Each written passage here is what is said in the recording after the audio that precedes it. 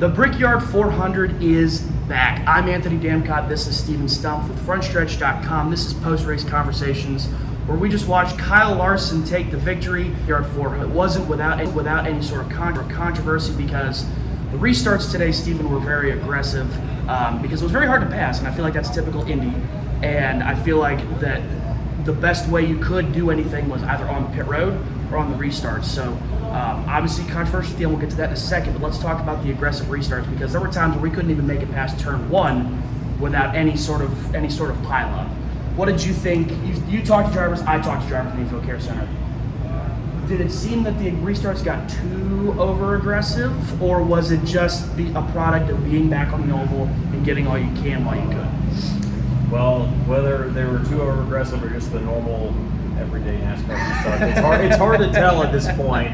But there certainly was aggression on the restarts just because of how difficult it was to pass. I mean, obviously the Xfinity race had an incredible ending yesterday, but I think we always knew why the Brickyard 400 was taken off in the first place. We knew it would be difficult to pass, especially with the next gen car, which had issues passing on a lot of the low bank tracks. I believe the turns in Indy are only 9 degrees. So, you know, even with yesterday, I didn't have too many expectations in terms of the racing product and how that turned out. But yeah, as you said, it ended up being, outside of the restarts, it ended up being pretty hard to pass with drivers unless you had like a significantly faster car, or if you were saving fuel, like some of the drivers at the end of the races we saw.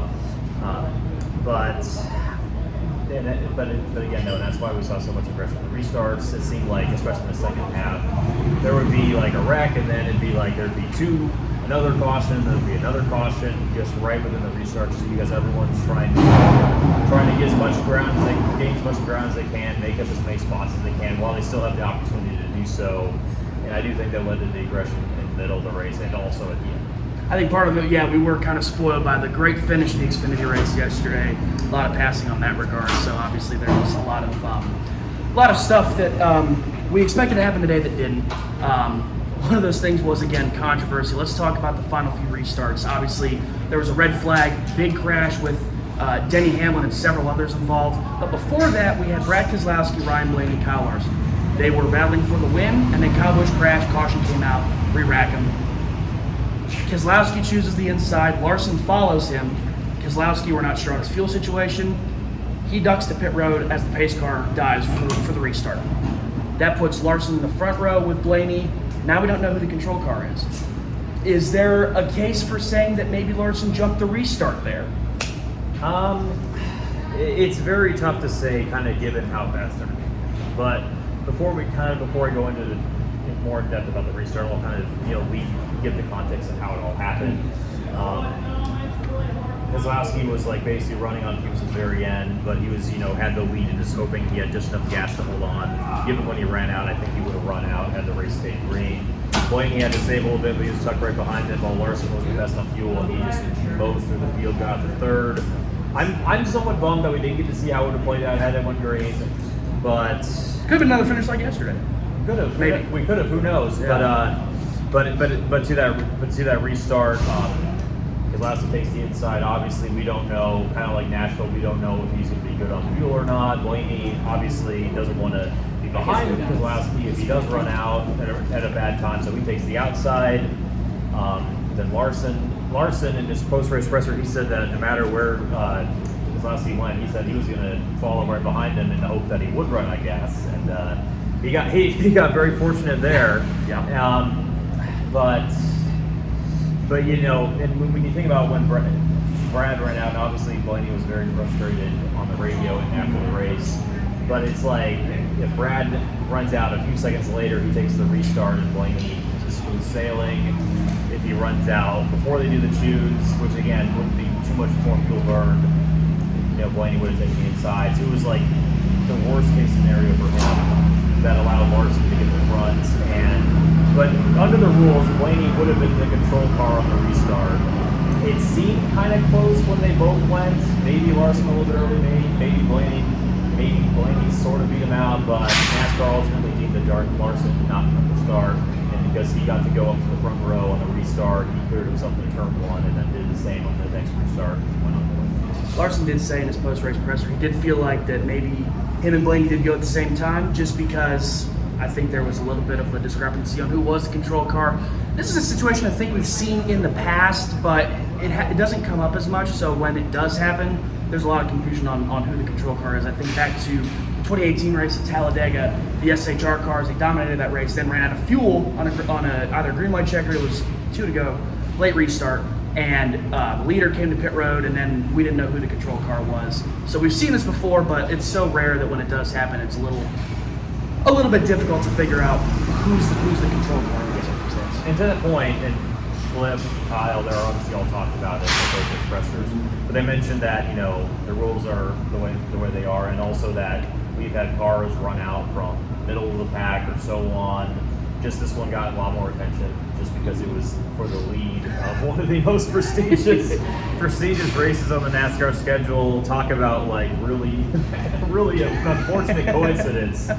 Blaney pleaded his case. He said that he thought they should have just called off the restart, and that he should have had the opportunity to re-choose and take the inside line as the new control car. What would be your thoughts on that? Do you think he should have had a chance to re-choose, or was it just he was locked into where he was? It's really tricky because with the choose, that means you can choose where you want to go. Blaney could have easily done what Kyle Larson did and followed Brad to the inside or whatever lane he chose in hopes that Brad would either run out or pit, and he would become, in essence, I guess, the control car, if we want to call it that, on the inside. He didn't do that. He went to the outside. He figured that was his best chance, especially hoping that Keselowski ran out of fuel. Now, it's a little different when the leader comes to pit road, right as the green flag waves. Yeah. And as Kyle Larson said, it would kind of be difficult because then we'd have to wave off the restart last minute, get everyone kind of disorganized, if you say, to put it that way, and then get everyone kind of lined back up where they were originally, and then re-choose, which would take 2, 3, 4 more laps. And this was a race of fuel mileage, so it was a little difficult to, there would have people, more people would have run out. I know that Rick Hendrick said that that Larson might have been close on fuel as well. So honestly, it's something that NASCAR will need to look at and kind of give more clarity, especially with now that we have the choose. Because the last time we had a situation like this, we didn't have the choose. So all that to say, long-winded answer to your question. I think it's too. I don't know if I have an opinion until I hear NASCAR's ruling on it. Agreed there, but I think also that's just like, think about how many circumstances have to happen at like the exact perfect moment for such a scenario to even occur. I mean, I feel for Blaney, that was just like a freak deal that put him on the wrong lane for the restart when he would have been first had Brad run out earlier. But to that point, what happened. Larson got clear to the lead, but that was not even the only controversial thing about that finish. Oh Anthony, my gosh. would you like to share with the rest of the viewers about the other thing that people were mad about? Yes, so obviously that restart happened, and then we had a red flag, which I feel like is typical Indy for some reason. We always have a late red flag for a big crash. Obviously, like I said, 5-car accident. And then we re-racked them and restarted again, where it was a cleaner restart, and Larson took off with the lead. Tyler Reddick was on the same strategy as him, followed in tow, which could have made for a great finish. Then Ryan Preece gets spun on the backstretch. Somehow it's not the first time that we've had Ryan Preece spin out, and NASCAR lets it run green until we take the white. It's very evident that Preece, with 2 flat tires, is beached. He can't go anywhere. NASCAR then throws the yellow on the white flag lap, which, you had mentioned to me after Nashville, with the fuel situation, maybe it's for the best, but also he's sitting there for a long time. And that made a lot of fans unhappy with the way that, we did all this just to end the race under caution when they could have thrown the yellow much, much earlier. What do you think? What was your take on that? There's a lot of things at play there, and I totally understand every fan that was upset with the decision, just because, again, like, he's clearly stopped. And it wasn't like kind of the Daytona 500 where it's like it was a boom boom where the wreck happened and then the white flag was thrown. They had about 20 seconds to decide whether or not to throw it. This was a little more apparent, yes. Yeah, and for all the viewers out there, if you don't remember, the race that Anthony was referring to was Pocono last year, where Denny scored his 50th win. Because again, it was Ryan Preece that spun with 2 to go and was sitting there, and they didn't throw the caution before the white flag. But I personally don't understand the call for the fans, and especially for this race, and how important it is to leave a lasting good impression on the first race back. I think that's pretty much the way this ended. It's not going to be very good in a lot of the fans' eyes, which I think also could maybe hurt attendance or interest next year. Who knows? I'm also speaking a little too far ahead, but part of me also wonders if everyone's supposed, like you said, everyone's supposed to fuel. We just saw a 5 overtime finish in Nashville where everyone was too aggressive. Everyone kept running out of fuel. I wonder if I kind of wonder myself if they held the caution just hoping that Preece would be able to get refired, and that they wouldn't have to deal with a 3rd overtime attempt and maybe a 4th, 5th, or hell, even a 6th after that. So again, though, just it looked like just what, and again, the race that we thought we were going to get with 3 to go, that one Kyle Busch crash turned everything upside down, and a lot of mixed feelings about it. Kyle Busch's awful season continues. When it looked like he was on pace for a top 5, he crashes out late and sparks off a very controversial finish. But we do have a winner that comes from that, Kyle Larson. Obviously, Kyle Larson, a lot of history this year at Indianapolis. Somehow, coincidentally, qualified 5th for this race, just like he did in the Indianapolis 500, but did not get a speeding penalty this time. He goes to victory lane in the special Aero McLaren Papaya-based HendrickCars.com Chevrolet. The car he was supposed to run at Charlotte, but obviously couldn't because of the weather fiasco and traveling. Couldn't get there in time. Obviously, Justin Allgaier ran that car. But, this, I feel like this win was kind of a redemption for Kyle Larson, especially with the way that he feels like he really didn't get to do the double, which is true, in May. Comes back here. He was making moves. He was flying on the final run before the Busch crash. So, and he was making moves that was reminiscent of what you would see in the Indy 500. So, and then to go to victory lane in that Papaya accented car, which I believe was his choice late in the going to run it here. Does this feel like redemption for Kyle Larson, and as a crown jewel to win the Brickyard 400? I think this is how special do you think this win is for him? Very special. He's now won the Coke 600, the Southern 500, and the Brickyard 400. Only the Daytona 500 is missing kind of from the big 4 of the sport. Got to run the paint scheme. He also, he said he hopes he can do the double again, just because it didn't feel like he really did it this year. So I know that for Hendrick Motorsports, for Larson, for the whole 5 team, this is a very special win.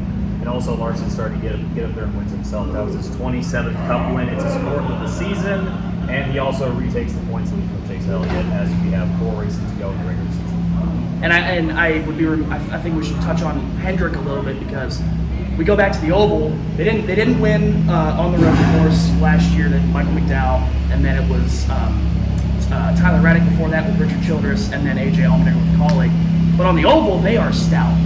Jeff Gordon has won 5 Brickyard 400s. Jimmy Johnson, if I'm not mistaken, is 4. Yes. And obviously now Kyle Larson goes to victory lane. Actually, it's really weird. Every 10 years, Jeff Gordon has gone to victory lane. He won 94, 04, 14. Now he gets to go as an owner with Kyle Larson here in 2024.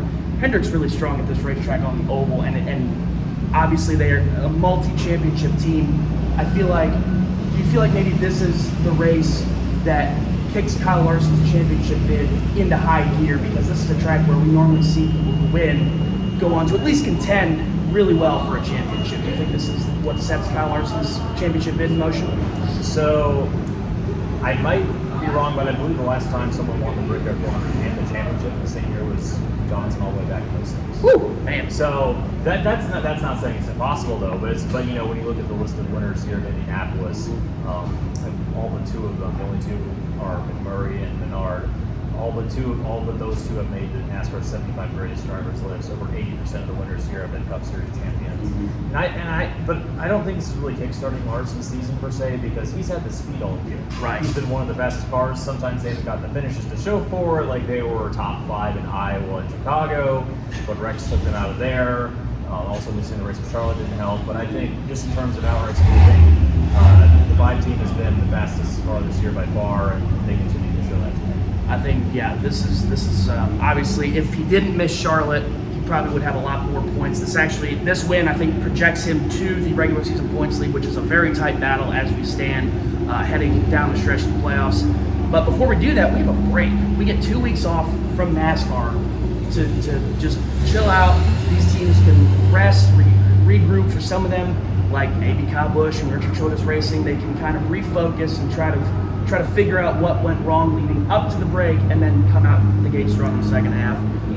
I guess the final stretch, I don't know if it's the second half, but yeah, we get a nice break.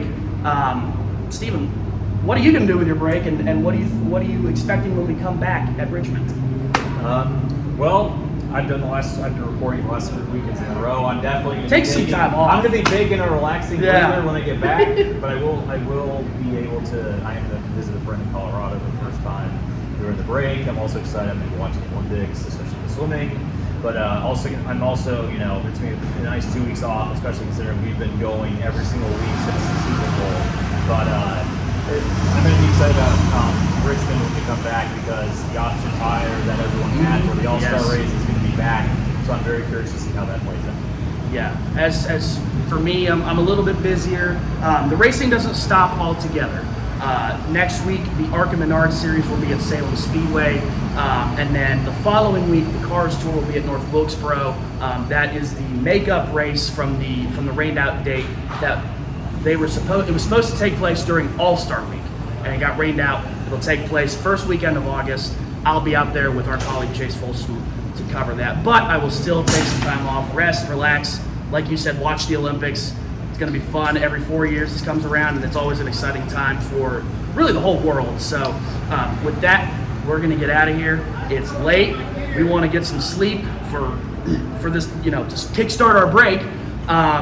We're very great facility. Great to be back on the Oval. It may not have looked like it in the stands, but there were a lot of fans, at least in the infield section today. So it was nice to see the fans show out, especially the Kyle Larson fans who watched him here in May come back. And earlier today, Team Penske announced that they were extending their partnership with PPG, which includes title sponsorship of the Brickyard 400, which, to my knowledge, is for the next 5 years, which tells me that the Brickyard 400, I think, is here to stay for the time being, at least, which I think for some is great. We have a crown jewel back, which is fantastic. So, like I said, we're going to get out of here. Thanks for tuning in to all of our coverage this weekend. Check out Frontstretch Open Wheel, where Alex Gins was in Toronto, like I said yesterday. Great content from him this week. Scary crash up there with Santino Ferrucci flipping. Didn't expect that this week, but he had some great stuff there. Check out, again, Frontstretch Grassroots, where we have a lot of great content from the short track scene and ARCA and all that stuff. Of course, frontstretch.com. I will have Fire on Fridays, Trucking Thursdays. Steven pens a lot to Stat Sheet and 4 Burning Questions, if I'm not mistaken. Yes. I'm so proud of myself that I'm learning about my Frontstretch colleagues. But anyway, you can follow us on Twitter at Frontstretch. I'm at Anthony Damcott on Twitter. Steven at Steven_Stumpf. I got that right yesterday, and I never forgot it. Anyway, that's going to do it for us here at Indianapolis. Take some time off. Enjoy the 2-week break. We'll see you back at Richmond, and we're gonna have a great time on these 2 weeks off. Enjoy the Olympics, and we'll see you next time here on Frontstretch. This has been Post-Race Conversations with Steven Stumpf. I'm Anthony Damcott. Take it easy. We'll see you next time. This is Custom Patch Hats. But what makes us custom? Well, that actually begins with you. We're just bringing your unique vision to life. No knockoffs, no lookalikes. Your design is one of a kind. We know hats, we know design, and we know quality. The proof? It's in our production. Hand-stitched with precision and care, with brands you know and trust. A one-of-a-kind patch deserves a one-of-a-kind treatment, all the way to your doorstep.